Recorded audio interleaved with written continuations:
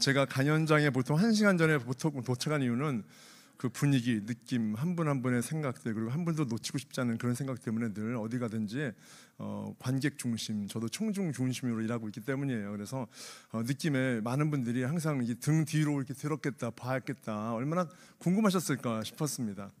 오늘은 편안하게 이렇게 한번 해보시도록 하죠.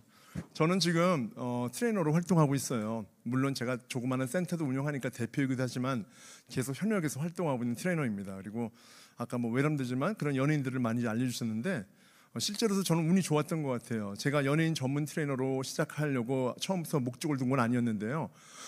우연히 제가 일하던, 그땐 제가 뭐 대표가 아니었고 저도 트레이너였었어요. 어디 센터에서 근무하고 있었는데 그 센터에 우연히 2명의 연예인을 와서 저한테 운동을 배운 거예요. 그분들이 누구냐? 바로 배용준과 최주효 씨였습니다. 여러분, 한류의 시작이죠. 사실 제가 그래서 한류 1세대 트레이너가 맞아요. 왜냐하면 한류의 시작과 끝을 제가 찍었거든요. 그분들이 이제 운동을 배웠어요. 그러면서 이제 연예인들이 입소문을 타고서 오게 된 것이죠. 연예인들은요, 절대로 다른 연예인한테 자신의 트레이너를 알려주지 않습니다. 전 옛날에 몰랐어요. 이 배용준, 최주효 정도 하면 사람들이 알겠지, 이병헌 하면 알겠지. 여러분, 그분들은요 자신들의 트레이너를 아껴요. 이게 무슨 말이냐? 저한테는 안 좋은 건데 자신들의 몸을 만들어준 사람들을 다른 연예인들한테 뺏기고 싶지 않아 하는 겁니다. 그래서 본인이 어떤 특별한 몸을 만들어주는 헤어스타일리스트들, 패션 코디 또는 트레이너 이런 분들을 절대로 공유하지 않는 것입니다. 그런데 공유가 안 된다고 안 될까요? 다른 연예인들도 수소문하는 거죠. 누군지 뒤따라가 보고 알기도 하는 것이죠. 그래서 그렇게 연예인들을 하게 되었는데 원래 저의 꿈은 연예인 트레이너가 아니에요. 저의 꿈은 국가대표 선수 트레이너를 원래 꿈꿨었어요. 그래서 나중에 이제 박태환 선수나 골프의 최경주 선수 이런 분들을 가르치긴 했는데 어쨌든 간에 저한테는 꼬리표가 연예인 트레이너죠. 요걸 좀 떼고 싶었는데 하나님 만나고서 제가 참 감사했어요. 왜냐하면 그래도 이걸로 어디든지 불려다니면서 어쨌든 제가 하고 싶은 신앙적인 얘기를 꺼낼 수 있는 기회가 되었다는 것을 제가 알고 나서 너무 감사했어요. 이것은요. 지금부터 PPT를 좀 보여드리도록 할게요. 그래서 저랑 운동했던 몇 분들을 잠깐 좀 보여드릴게요. 여러분 아시잖아요. 장동건, 단일현이, 이병헌, 송중기, 뭐 조우진, 김래원, 고수 뭐 등등. 사실 제가 이름도 기억하지 못하는 분들이 많이 있습니다. 뭐 한채영, 강소라, 손담비 뭐 이런 사람들 중에서 대한민국에 그나마 예를 들어서 뭐 바비 인형, 예를 들어서 뭐 꿀벅지 이런 모든 그 몸매가 이뻐서 멋있었던 제 그 안에는 제가 이제 뒤에 있었던 것이죠. 그때는요. 넘어가세요. 네. 제가 보여줄 건 요거예요. 요거. 저희 딸이에요. 귀엽죠. 지금은 초등학교 들어갔지만 저 때는 유치원생이었습니다. 근데 제가 사진을 왜 넣냐면은 저는 사실 불신자의 자녀로 태어났고 저희 집안은 기독교가 아니었었어요. 저부터 믿었는데 제가 정말 딸을 보면서 최근에 감동받았던 그 몇 년 전의 이야기가 바로 저거예요. 뭐냐면 이런 얘기를 썼어요. 제가 딸은 우리 막내 아들도 있거든요. 아기예요. 둘이서 이제 성경 공부를 하는데 성경 공부 아니죠. 그림책을 보여주는 거예요. 항상 노아의 방주만을 좋아해요. 동물이 나오니까. 근데 그것도 한두 번이지 10번, 20번 하다 보면 지겨워요. 왜냐면 성경의 그 모든 것을 다 그냥 망각한 채 노아의 방주만 얘기해야 되는 거죠. 어느 날은 또 애들이 성경 보자는 거예요. 노아의 방주죠. 제가 귀찮아가지고 아무데나 폈어요. 그리고 보자 했는데 읽었는데 하필 그 동화책에, 그림책에는 아브라함과 이삭의 제단의 얘기가 나오는 거예요. 아이들한테 절대로 읽어주고 싶지 않은 그 대목이가 거기 나오는데 제가 다른 데를 보고 싶었는데 이 아이들은 하라는 거예요. 아브라함이 이삭을 두고서 칼에 번쩍 뛰는 그 순간을 얘기하는데 와, 정말 싫은 거예요. 어린아이한테 이게 무슨 일이에요. 제가 얘기했죠. 그래서 이제 하나님이 결국 막으셨어. 하나님은 사실 아브라함을 사랑했고 이삭을 사랑하셨는데 하나님을 얼마나 아브라함이 사랑했는지 알고 싶으셨던 거야. 이삭을 죽이려는 의도는 아예 없으셨어. 알겠니? 눈빛이 풀리지가 않아요. 제가 그랬죠. 상황극을 했어요. 하나님이 주어야 은혜를 갖다 바쳐라 했으면 있잖아. 아빠는 이럴 거야. 하나님 죄송해요. 제 딸은 못 바쳐요. 저는 하나님보다 딸을 더 사랑하거든요. 이렇게 말할 거야. 속으로 주님 용서하세요 했어요. 제가. 그랬는데 딸이 저를 보면서 이런 말 하는 거예요. 아직 이제 발음도 아직 서투른 아이가 아빠 저를 딱 쳐다봤죠. 그래서 제가 왜? 했더니 만약에 하나님이 아빠 갖다 바치면 나는 바로 갖다 바치겠다 그러는 거예요. 이제 말을 시작한 지 얼마 안 되는 아기가 이런 말을 하는 순간 저는 너무나 경악과 충격을 정말 받았어요. 이런 거 있잖아요. 너무 충격을 받았고 너무 슬프면서 서운한데 너무 은혜로운 거예요. 여러분, 기쁨과 슬픔은 반대이기 때문에 동시에 공존하기가 어려워요. 그런데 너무 슬픈데 너무 기쁜 거예요. 이 설명할 수 없는. 제가 그때 너무 감사의 마음에 눈물을 흘렸어요. 주님, 이렇게 불신자의 가정으로 태어나서 그냥 내가 잘 먹고 잘 살고 그냥 호강하면서 살겠다고 했던 내가 잘못하면은 늙어서 죽어서 지옥 갈 뻔한 인생인데, 하나님 믿고 저희 아이가 이렇게 하나님 믿을 수 있는 인생으로 이제는 얘는 자동적으로, 물론 얘도 커서 하나님을 인격적으로 만나겠지만은 그래도 하나님을 믿는 가정에서 살았으니 얼마나 감사합니다. 이거보다 정말 감사할 게 뭐가 있겠어요? 여러분 아멘이십니까? 그래서 제가 그런 크리스찬이 되었다는 것을 증명하기 위해서 보여준 사진이고요. 사실 저도 연주자예요. 여러분 모르시죠? 저도 연주자 출신이에요. 오늘 벌써 너무 좋았어요. 뭐 있는지 궁금하시지 않으세요? 저는 몸을 연주해요. 공감하십니까? 몸 연주자죠, 몸 연주자. 그래서 오늘의 제목은 사실 어떻게 생각하면 이런 것들이죠. 그러니까 훌륭한 연주자들을 위한 내 몸 연주. 여러분들의 몸을 연주해야 될 시간이 된 것이죠. 저도 사실 저희 집에 가면은요, 피아노도 있어요, 바이올린도 있고요, 첼로도 있습니다, 플룻도 있습니다. 보통 음악 가정에는 우선 많죠. 피아노를 배운 적이 있어요, 사실은요. 배웠는데 초등학교 앞에 있는 초등학생을 가르치는 곳이었었어요. 왜냐하면 사람이 살다 보면 그런 게 있어요. 뭔가 그게 미술이든 음악이든 내가 뭔가를 하나쯤 꼭 하고 싶어. 왜냐하면 자랑하기 위해서 아니라 내가 혼자만의 정말 도취되고 만취되어서 정말 하나님의 어떤 그런 음악을 내가 연주하고 싶다, 그런 거죠. 진짜 성령이 한번 진짜 우리가 도취되고 만취되는 것을 술이 아닌 그 연주와 그 다음에 또 그런 어떤 음악을 통해서 내가 한번 진짜 흥에 겨울 수 있으면 얼마나 좋을까. 다른 사람이 아닌 내가 하는 연주로. 그런데 너무 창피한 거예요. 너무 못하는 거예요. 그래서 제가 이제 했는데 그 선생님이 한참 어려요. 왜냐하면 저는 이미 결혼을 했고 성인인데 선생님은 대학교 1학년 같아요. 딱 봐도 벌써. 제가 뭐 했더니 어머 너무 잘해요 박수 치는데 으아 막 닥스에 듣는 거예요. 근데 제가 놀랍게도 잘했어요. 일주일 만에 체리니 30인가를 끝냈어요. 그래서 한 주 만에 양손으로 했어요. 선생님이 약간 놀라더라고요.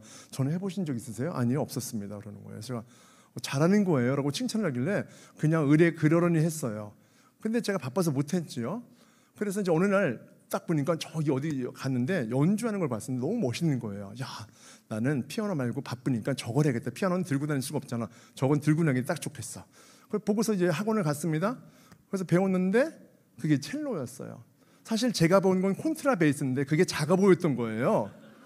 그래서 첼로로 배운 거예요. 그런데 그 첼로 선생님이 저랑 같이 인생 얘기를 하다 보니까 시간이 다 지났어. 그래가지고 그분이 또 사연이 또 많은 분이셨어요. 그러니까 얘기하다 보면 시간이 다 지나서 저희는 함께 할 수가 없었어요. 그래서 그만뒀더니 제가 친한 누님이 클래식 연주자인데 바이올린 연주자예요. 어머 그 어려운 피아노와 첼로를 왜 배웠어? 바이올린을 배워. 제일 쉬워. 그러는 거예요. 그래? 제일 쉬워. 여기 가까운 데에 가가지고 연주 악기 하나 사. 그래가지고 연주를 했어요. 제일 쉽긴 제일 어렵던데 보니까. 속았어요. 그래가지고 하다가 어깨가 부셔지는 줄 알았어요. 제가요. 오늘 제가 보면서 느꼈어요. 많은 연주자분들 계시는데 얼마나 목과 어깨와 승모근이 아프실까. 어떻게 아이패드를 들고서 연주를 하실 수가 있지? 약간 보면서 저 각도는 저 위험한 각도인데 어깨와 목과 그 다음에 이 팔이 거의 시멘트로 바른 듯한 느낌으로 가는 그런 완전히 그런 상태를 그동안 겪으면서 계셨다는 것 아닌가. 제가 직업적인 눈으로 본 거예요. 계속이요. 한 양손 들다 한 손 들다 손 바꾸다가 내렸다 올렸다 막 계속 보면서 와 요즘은 패드로 드는구나 라는 생각이 들면서 오늘 뭔가 도움이 될 수 있는 방향으로 가야겠다는 생각이 좀 들었었습니다. 자 넘어가 볼까요? 안녕하세요. 오늘 그래서 실제는 내 몸이 성전이고 내 몸이 예배입니다. 교회이기도 하죠. 그래서 우리 몸은 정말 하나님이 주신 정말 훌륭한 악기 아니에요? 저는 세상 최고의 악기는 결국 우리 몸 자신인 것 같아요. 그래서 악기가 악기를 연주하는 꼴이 되는 것이죠. 그래서 여러분이 먼저 몸 자체가 명품의 악기, 하나님이 빚어주신 완전한 몸으로 먼저 만들어가는 것이 정말 중요하다고 생각이 됩니다. 제가 클래식 연주자들 앞에서 서는 건 처음이에요. 사실 이날을 기다렸어요. 오랫동안. 그래서 제가 너무 기쁘네요. 넘길게요. 넘겨보세요.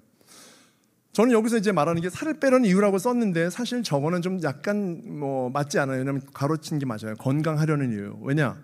우리가 볼 때 살이 좀 있는 분들도 사실 되게 건강한 분들이 많고요. 날씬해 보이는데 건강 하나도 하지 않는 분이 있어요. 그래서 우리는 액면으로 알 수 없어요.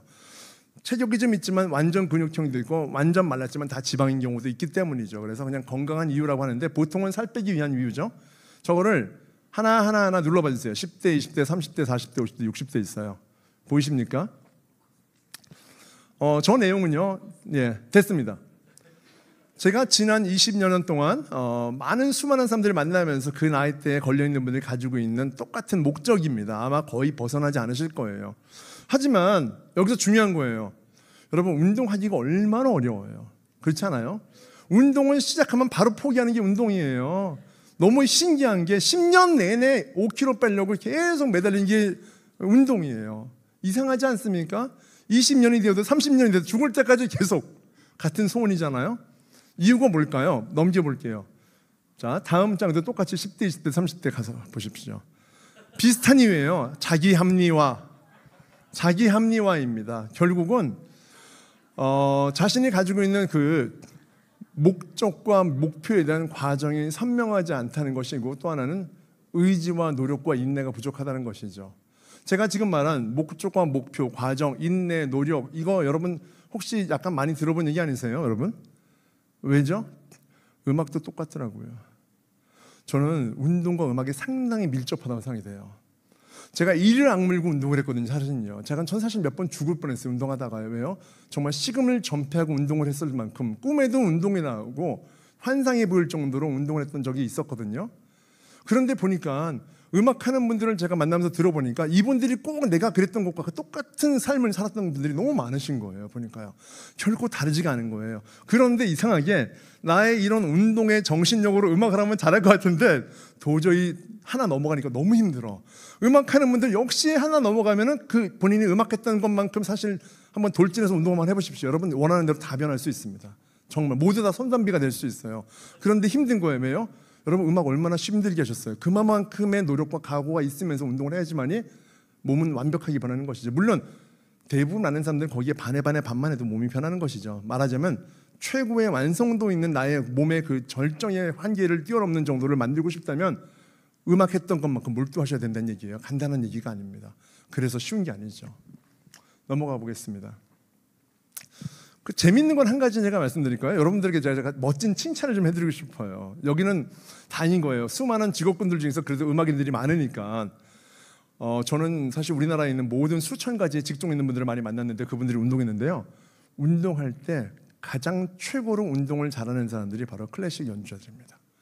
깜짝 놀랐어요, 제가요. 완벽하게 놀랐어요. 정말 놀랐습니다. 두 번째가 의사예요.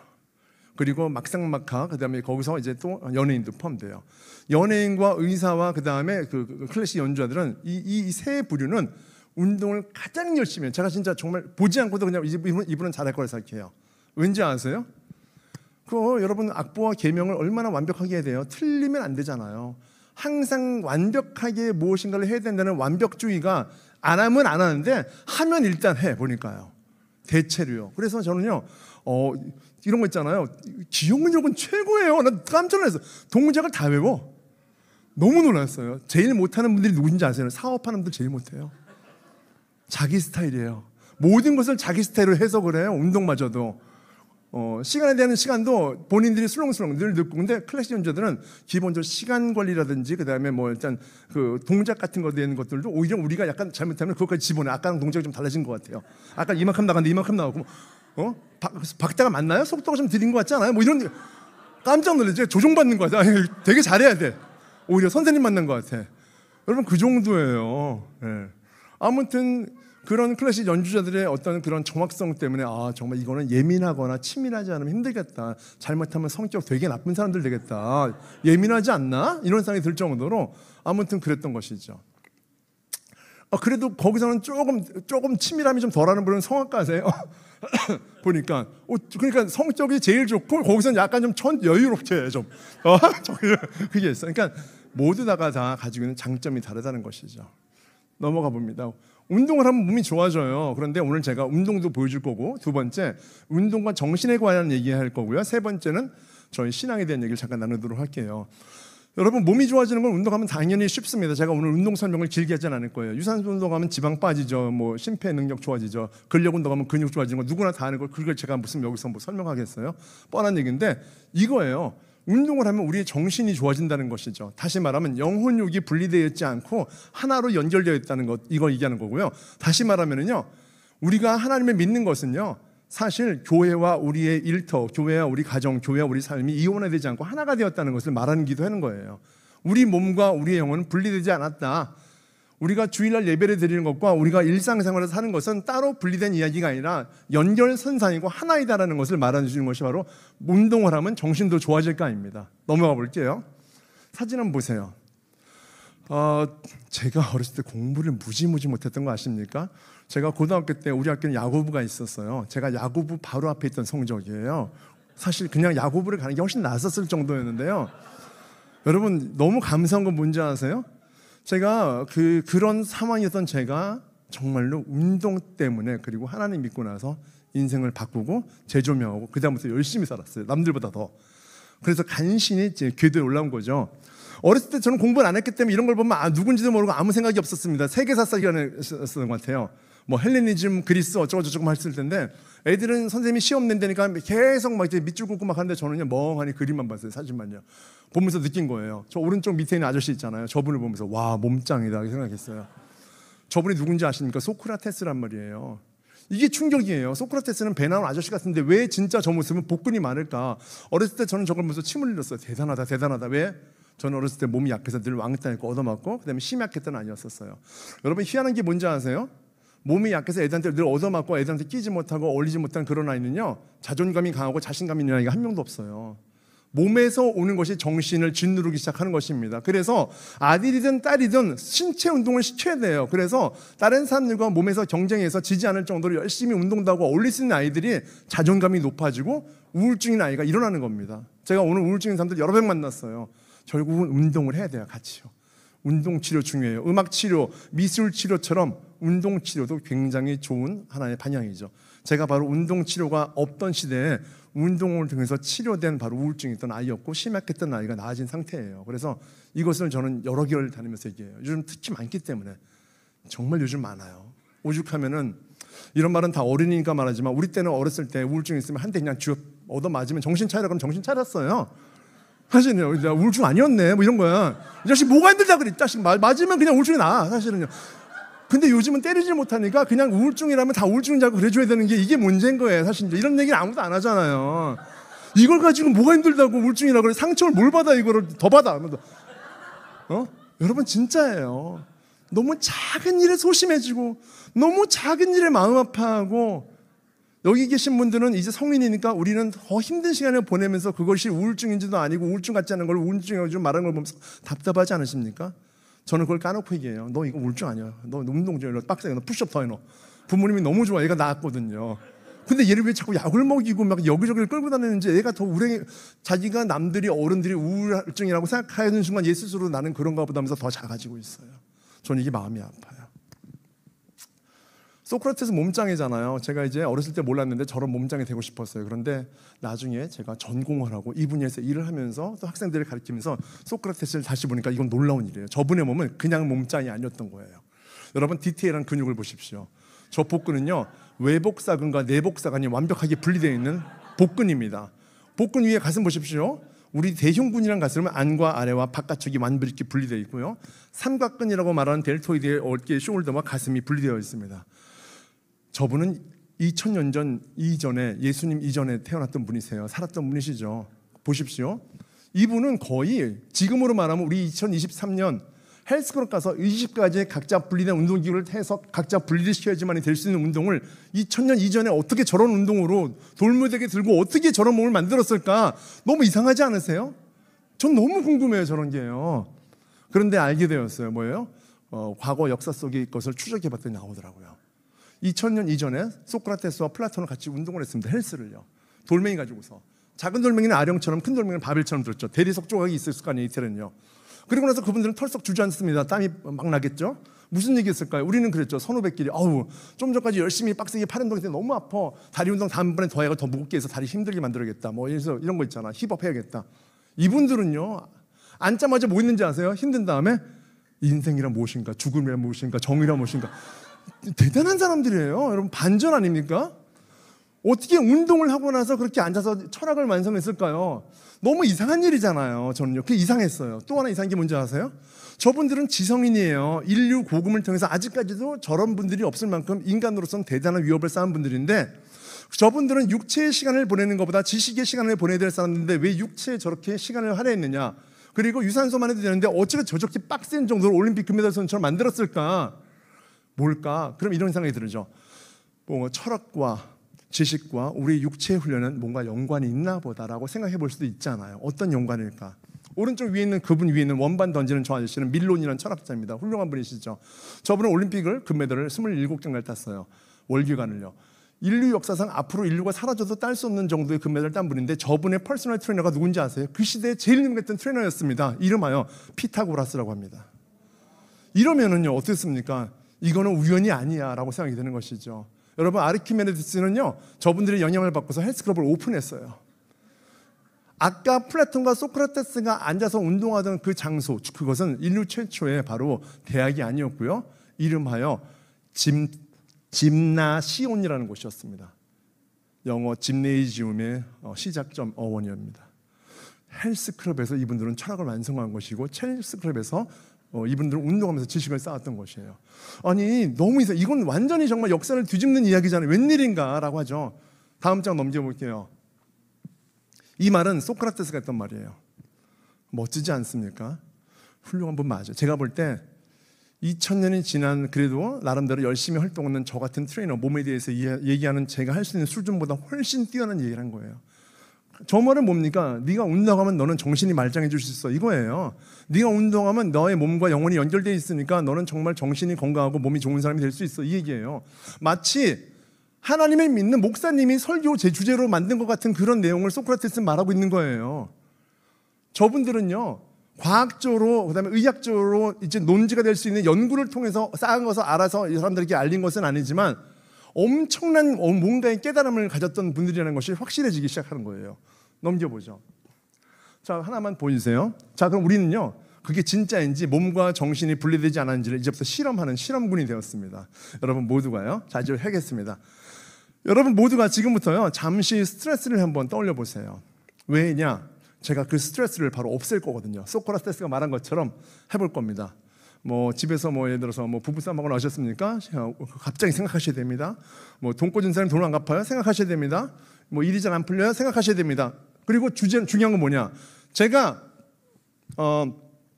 일단은 이따가 물어볼 텐데 그때까지 무조건 생각하셔야 돼요. 이걸 잊어버리시면 안 돼요. 제 얘기를 한 귀로 들으면서 스트레스를 놓치면 안 돼요. 아셨죠? 잃어버리시면 안 됩니다. 스트레스를 없애는 방법 뭘까?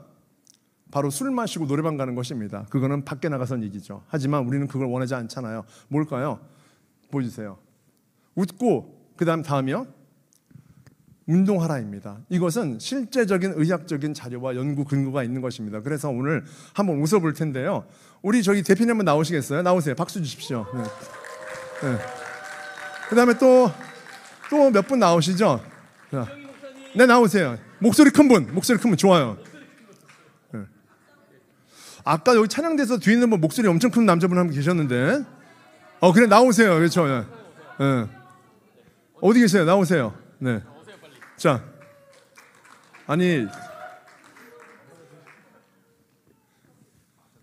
웃는 것입니다. 미소가 아니고요, 목적까지 보이도록 웃어야 되는 것이 웃음 치료학 박사의 바로 이야기입니다. 어떤 겁니까? 세로토닌이 바로 장에서 나오는데 이것이 바로 행복감을 준다고 그러죠. 근데 우리 같은 사람들은 말은 잘해도 웃을 때는 이거밖에 못하는데, 성악하시는 분들은 어떨까요? 웃으라고요? 네. 처음 봤어요, 이런 야, 대단합니다. 아니, 모두 다 웃음 치료 자신이에요, 보니까요. 대단합니다, 정말. 자, 지금부터 다 같이 한번 웃어보겠습니다. 다 일어나세요. 우리 20초만 웃을게요. 정말입니다. 지금부터 행복 호르몬 올리겠습니다. 준비, 시작!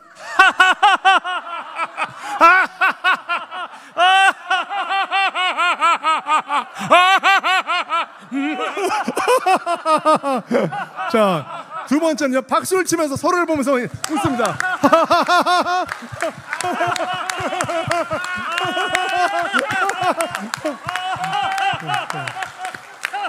자, 세 번째입니다. 우리 스쿼트랍니다. 스쿼트 아시죠? 앉았다 일어났다 하실 거예요. 자, 준비. 의자 있으면 의자에서 하셔도 괜찮아요. 의자에 닿자마자 일어나세요. 준비 시작. 웃으면서 맞아요. 계속요. 계속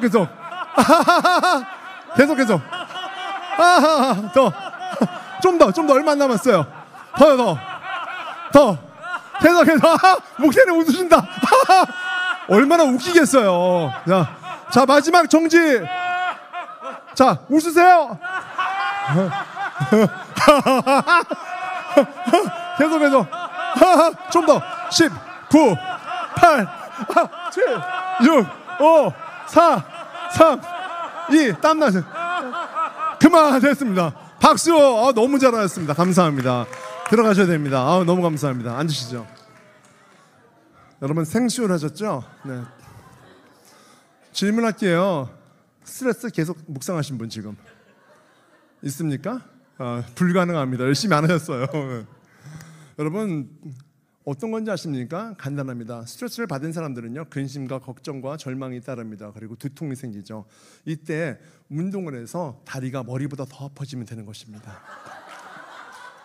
만약에 예를 들어서 계속 생각이 난다 그러면 운동 강도가 약하기 때문에 더 세게 빡세게 하시는 거예요. 이해됩니까? 왜입니까? 여러분 고통은요 두 개의 고통이 동시에 공존할 수가 없어요. 어떤 얘기인지 아시죠? 내가 만약에 좀 전에 어떤 사람들 50만 원을 띄웠어. 억울해. 그런데 화가 난데 5천만 원이 날아갔어. 그럼요 50만 원은 안중이 없는 거예요. 재밌는 건 뭔지 아십니까? 근심과 걱정의 고통은 여러분 정신적인 고통이고요. 몸의 고통은 물리적인 고통인데 물리적인 고통이 정신의 고통을 없애준다는 거, 연관이 있다는 거예요. 이것이 바로 건강한 해소법입니다. 약간 무식해 보이죠? 여러분 제 얘기가 아니에요. 이것은 실제로 연구 결과에 의한 것입니다. 넘겨볼게요. 넘기세요. 아까 그거 다요. 예, 넘기세요 이제. 이것도 넘겨주세요. 이건 뭐 안 봐도 됩니다. 소크라테스가 2000년 전에 있다면 2000년이 지난 지금 하버드대학교 뇌과학 교수인 존 레이트 교수가 이것을 밝혀냈습니다. 우리 몸과 정신은 연결되어 있다. 해서 몸의 실험을 통해서 정신의 문제를 해결하는 법을 알게 된 것이죠. 운동을 했더니 근데 이 운동 중에서 여러분 어느 것이 더 우월하다는 말은 안 할게요. 다 중요해요. 스트레칭, 유산소, 근력운동 다 중요한데 현재 사람의 우울증을 없애주는 운동은 근력운동이 단연 압도적입니다. 여러분. 그리고 그 사람을 긍정적으로 만들 수 있는 내적 에너지도 근력운동입니다. 대부분 다 약 전반적으로 보면 85%의 모든 긍정적인 효과는 다 근력운동에서 나오는 것입니다. 우리가 알고 있는 내장 부분에 있는 부분들을 우리가 고혈압, 콜레스테롤 이런 것들은 유산소 운동인데요. 사람의 정신적인 영향을 주는 데 있어서는 근력운동이 압도적이라는 것입니다. 근력운동을 했을 때 바로 우울증 치료제와 똑같은 호르몬들, 비슷한 호르몬들이 다량으로 방출됩니다. 얼마나 방출되느냐? 방출이 대략 35가지의 각기 다른 호르몬들이 방출이 되기 시작합니다. 우리가 알고 있는 뭐죠? 뭐 멜라토닌 같은 것들, 세로토닌 같은 것들, 뭐 도파민도 나오고요. 정말 무수한 호르몬들이 우리의 몸을 보호하고 면역 체계를 만들어주고 수면을 돕고 불안을 없애준다는 것이죠. 그래서 바로 안정감, 집중력, 침착성, 몰입, 긴장감을 느슨하게 해주는 것들, 이 모든 게 뭐죠? 학업으로 가면 여러분 침착과 안정감과 집중력을 하게 되는 거고요. 음악도 마찬가지고요. 어떤 사람이 자신에 대한 어떤 건전한 목표를 쓸 때 그것을 밀 수 있는 체력과 정신적인 추진력을 만들어준다는 것이죠. 제가 그걸 몰랐을 거 아니에요. 그런데 어렸을 때 운동을 하면서 이것을 인생이 어쩔 수 없는 상황 때문에 적용하면서 저는 엄청난 것을 깨닫고 저는 그것을 제가 적용하게 된 것이죠. 넘어가겠습니다. 바로 기본적인 아까 말한 30가지 호르몬 중에서 몇 가지만 대표적으로 말해도 이 정도로 좋은 거예요. 우리는 몰랐지만 정말 좋은 것이죠. 자, 넘어갑니다. 이것도 한번 보여주세요. 하나, 둘, 한 번, 두 개 더. 그래서 한 번만 더요.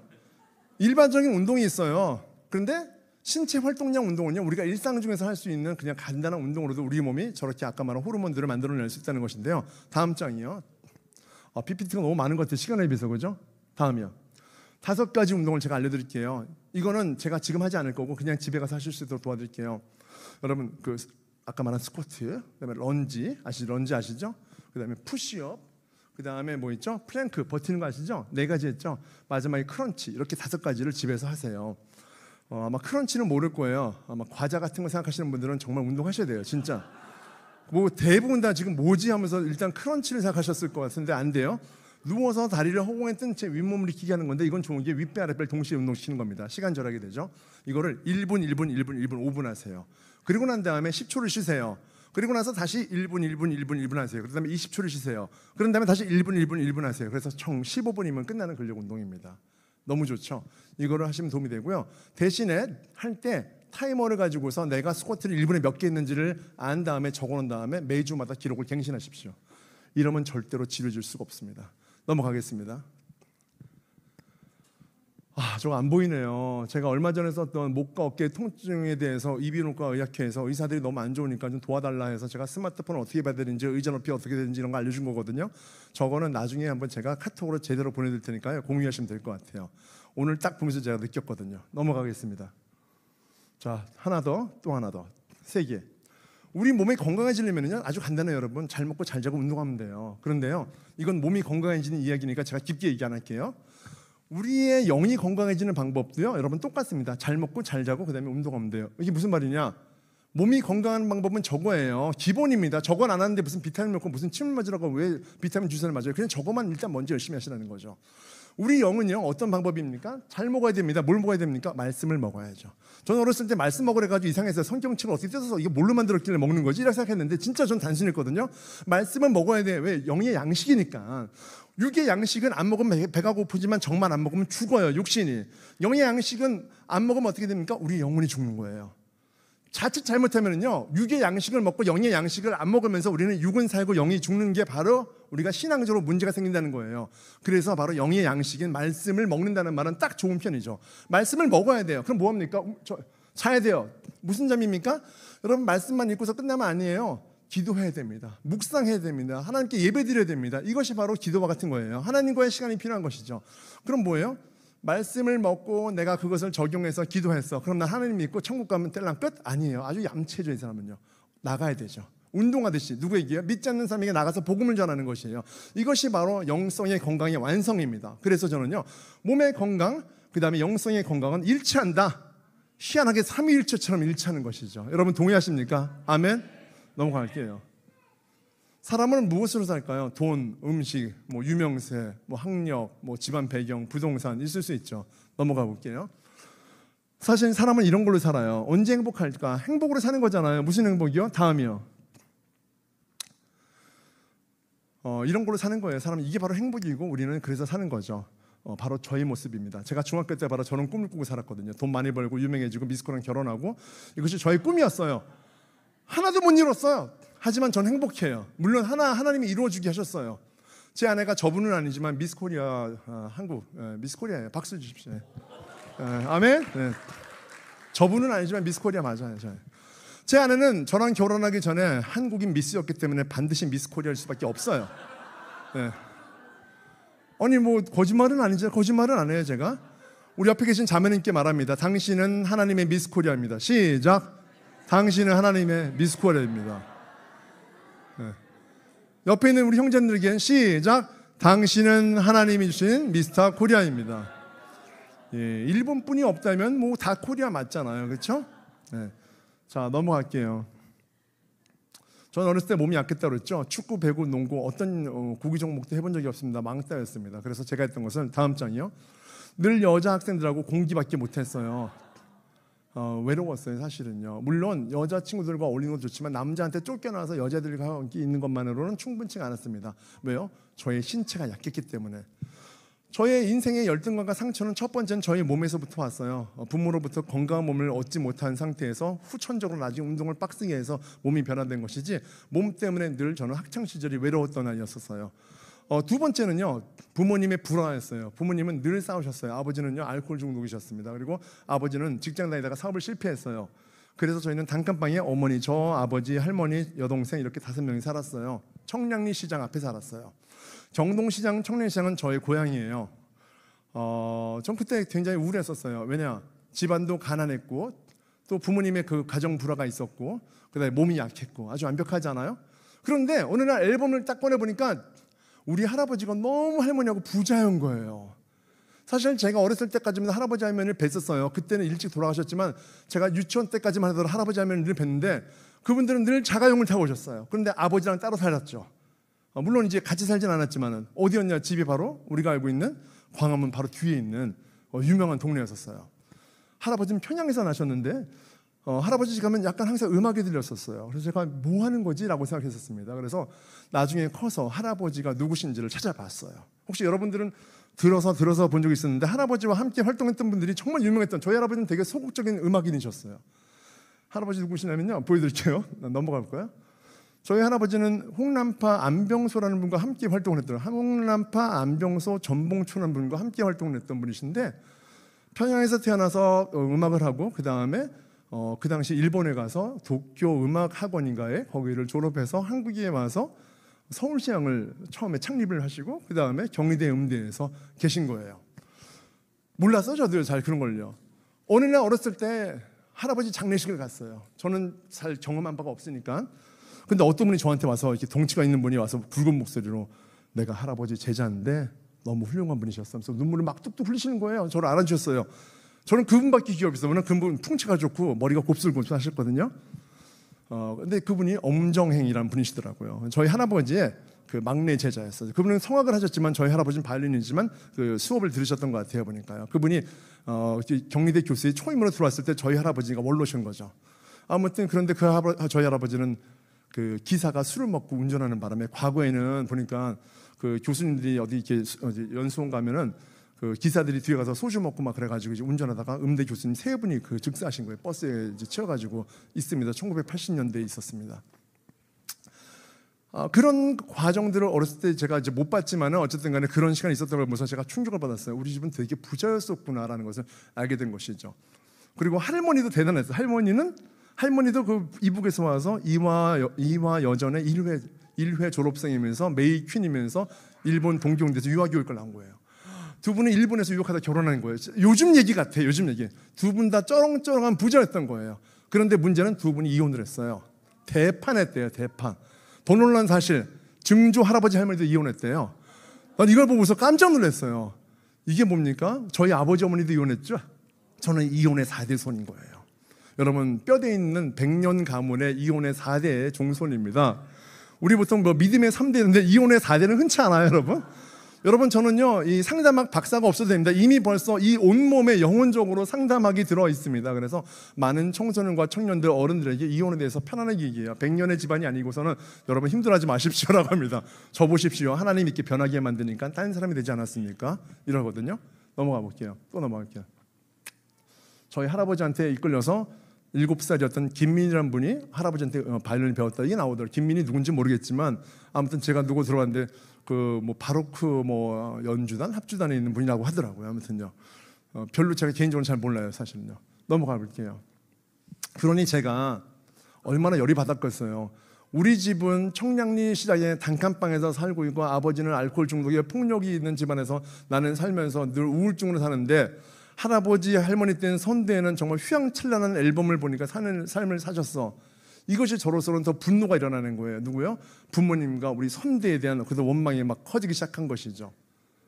그래서 저는요, 여러분, 어렸을 때부터 항상 돈만 많이 벌면 되겠다는 생각으로 학교 진학도 포기한 채 그냥 중학교 2학년 때부터 15세부터 25세까지 10년 동안 최소한 알바를 30가지를 했습니다.